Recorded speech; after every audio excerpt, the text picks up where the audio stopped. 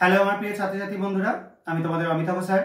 সবাইকে আমার YouTube channel practical and theory ক্লাসরুমে স্বাগত জানাচ্ছি।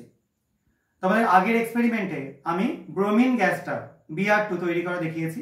মানে ব্রোমিন লিকুইড স্টেটেই থাকে, হিট দিয়ে গ্যাসিয়াস স্টেটে করা যায়। এখানে অলরেডি আমি তৈরি করে রেখেছি। NaBr এর মধ্যে H2SO4 কনসেন্ট্রেট দিয়ে দেখো একদম ধোঁয়া দেখতে পাচ্ছ, ব্রোমিনের লালচে একটা ধোঁয়া বেরোচ্ছে। এর মধ্যে আমরা কিছুটা পটাশিয়াম ডাইক্রোমেট যোগ করব এবং কি হয় দেখব। সলিড পটাশিয়াম ডাইক্রোমেট K2Cr2O7, এই জিনিসটা তোমরা আগেও জানো বা দেখেছো। এবং যোগ করে দেখো হিট করছি,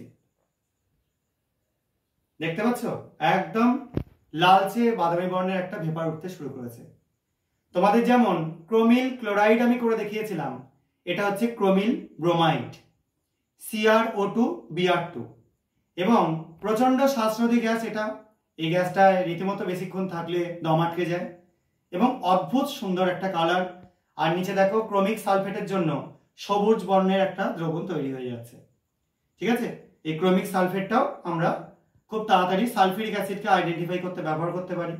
এবং এই যে সুন্দর একটা ভেপার উঠছে লালচে বাদামি কালারের, এটা ক্রোমিল ব্রোমাইডের। তোমাদের ক্রোমিল ক্লোরাইড করে দেখিয়েছি, আজকে আমি তোমাদের ক্রোমিল ব্রোমাইড করে দেখালাম।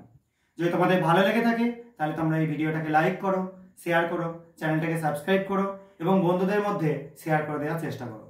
সবাই খুব ভালো থাকবে, সাবধানে থাকবে। আজকের জন্য এইটুকুনি, বাই।